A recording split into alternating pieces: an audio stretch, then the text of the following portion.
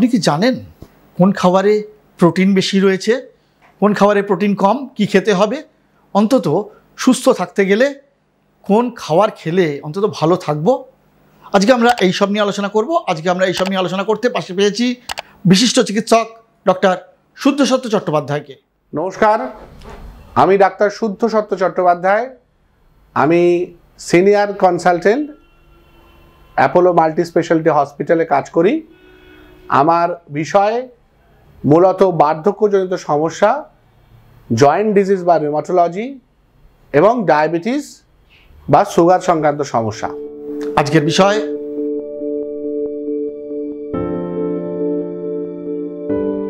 সবজি সবসময় ভালো, হাই ফাইবার, হাই ভিটামিন আছে, কিন্তু সেটা যদি আমি একটা স্ট্যান্ডার্ড তেল দিয়ে যথেষ্ট টেম্পারেচারে তৈরি করি, তাহলে কিন্তু সেই তেলের খারাপ গুণটাও তার মধ্যে ঢুকে গেল। এবং যত আমি তেলকে হিট করব, তত তার পুফা মানে যেটা পলি আনস্যাচুরেটেড ফ্যাটি অ্যাসিড, যেটা কিনা উপকারী, হার্টের পক্ষে, রক্ত চলাচলের পক্ষে ভালো, সেটা কিন্তু যত হিট করব তত নষ্ট হয়ে যাবে। পুফা থেকে স্যাচুরেটেড ফ্যাট তৈরি হয়ে যাবে। মানে আগে ছিল আনস্যাচুরেটেড ফ্যাট, হিটের ফলে তৈরি হয়ে গেল স্যাচুরেটেড ফ্যাট। অর্থাৎ আমি যত ভালো তেল ইউজ করি না কেন, হিট দিলে সেটা আর সেটা ঠিক রইল না। তাহলে কি কাঁচা তেল দিয়ে খেতে হবে?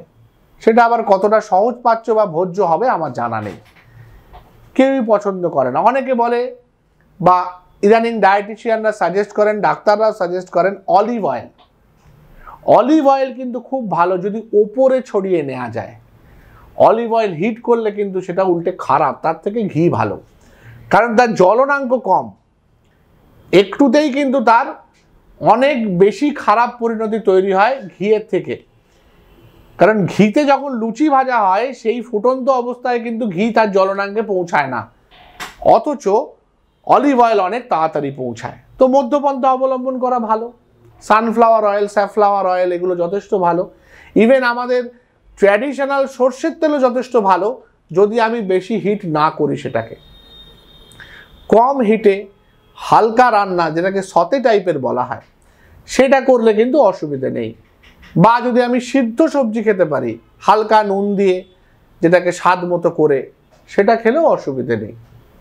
আবার মাছ, মাংস, ডিম, এগুলো ডিম সিদ্ধতে কোনো অসুবিধে নেই। বেশি তেল দিয়ে অমলেট করলে অসুবিধে, হালকা পচে মাঝামাঝি ব্যাপারটা দাঁড়ায়।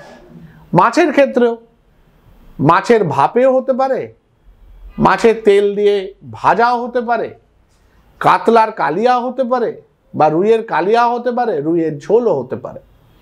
রান্নার কোয়ালিটির উপর ডিপেন্ড করে একটা রান্না বা একটা খাবার আমার কাছে কতটা ক্যালোরি নিয়ে আসবে, কতটা প্রোটিন নিয়ে আসবে, আর কতটা ভিটামিন মিনারেলস নিয়ে আসবে। ভিটামিন সি এর ক্ষেত্রে তো একটু টেম্পারেচার দিলেই সেটা উবে যায়।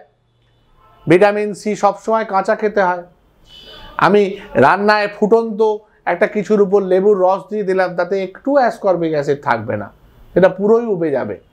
তাই পাতে লেবু দিয়ে যদি খাওয়া যায় তো সেটা ঠিক আছে, আদারওয়াইজ সেটা ঠিক নেই।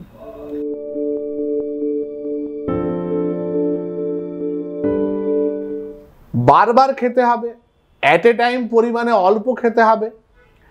খাবারের মধ্যে মূলত সুষম খাদ্য থাকবে, অল্প কার্বোহাইড্রেট, অল্প তেল, বেশি পরিমাণে প্রোটিন, বেশি পরিমাণে সবজি, বেশি পরিমাণে মিনারেলস, সেগুলো থাকবে। প্রোটিনের মধ্যে খুব ভালো হচ্ছে ছাতু, ছোলা ভেজানো, সোয়াবিনের তরকারি, মাছ, মাংস, ফার্স্ট ক্লাস প্রোটিন যেগুলো আছে, ডিম, দুধ ডাবল টোন যদি হয়, এইগুলো বারবার ব্যবহার করা।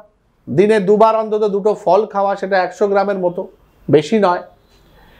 তার সাথে দিনে একবার কি দুবার অল্প একটু ভাত বা দুটো রুটি, সেটা যদি মাল্টিগ্রেন আটার হয় বা সোয়াবিনের আটা হয় খুব ভালো, ভাতটা যদি ব্রাউন রাইস হয় খুব ভালো।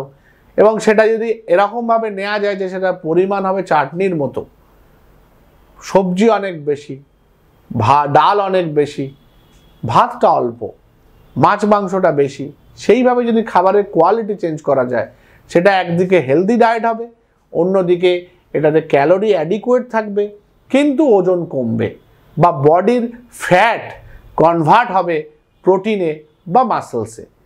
এই ধরনের একটা মধ্যপন্থা যদি অবলম্বন করা যায় তাহলে মোটামুটি একটা ঠিকঠাক জায়গায় যাওয়া যায় বলে আমার মনে হয়।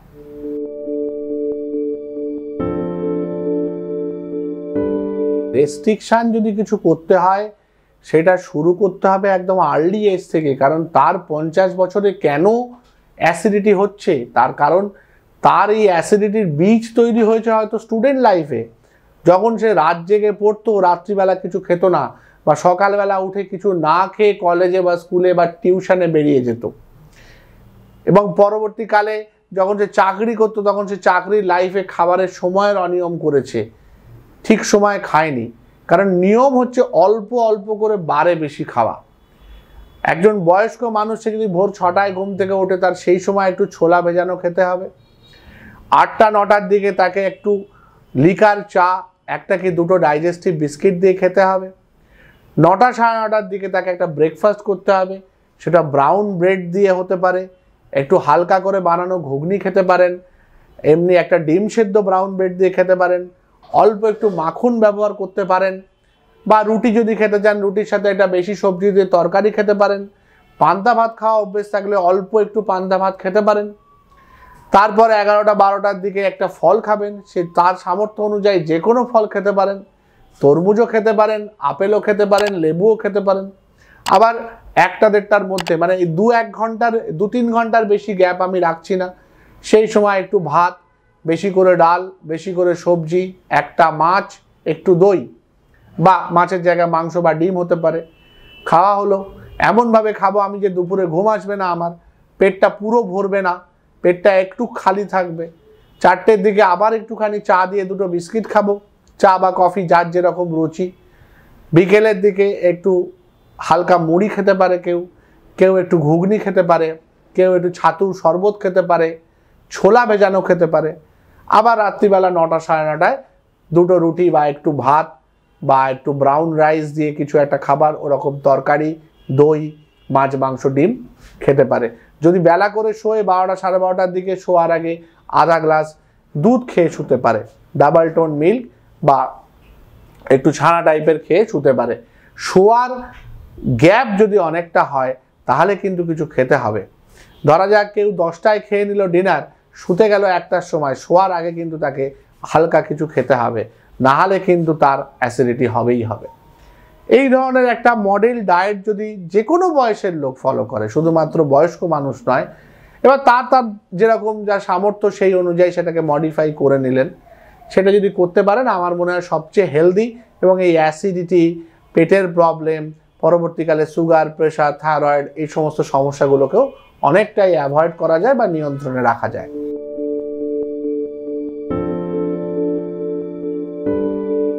চা এমন একটা জিনিস, চা যদি আপনি আইডিয়ালি দেখেন, আসাম চা এবং দার্জিলিং চা দুটো একটাতেও দুধ পড়ার কথা না, দুধটা আমরা স্বাদের জন্য ব্যবহার করি। আইডিয়ালি চা কিন্তু লোকের সম্পূর্ণ চিনি ছাড়া, দুধ ছাড়া খাওয়ার কথা, লিকার টি মানে একদম লিকার হিসেবে খাওয়ার কথা, কিন্তু যেহেতু আমাদের ওটা ভালো লাগে না, স্বাদটা খারাপ লাগে, তাই আমরা কখনো দুধ, কখনো চিনি, কখনো দুধ চিনি দুটোই ব্যবহার করে থাকি।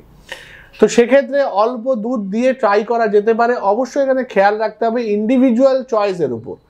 যদি দেখা যায় কেউ চা খেতে পারছেন না, লিকার চা খাওয়া সম্ভব হচ্ছে না, সেক্ষেত্রে সে এটা খেতে পারে, দুধ খেতে পারে, একটু চিনি অল্প ইউজ করতে পারে বা সুগার ফ্রি ইউজ করতে পারে। কিন্তু মাথায় রাখতে হবে এখানে ক্যালোরি, মাথায় রাখতে হবে এখানে অ্যাসিডিটি, এই দুটো জিনিস খেয়াল রেখে খেতে হবে।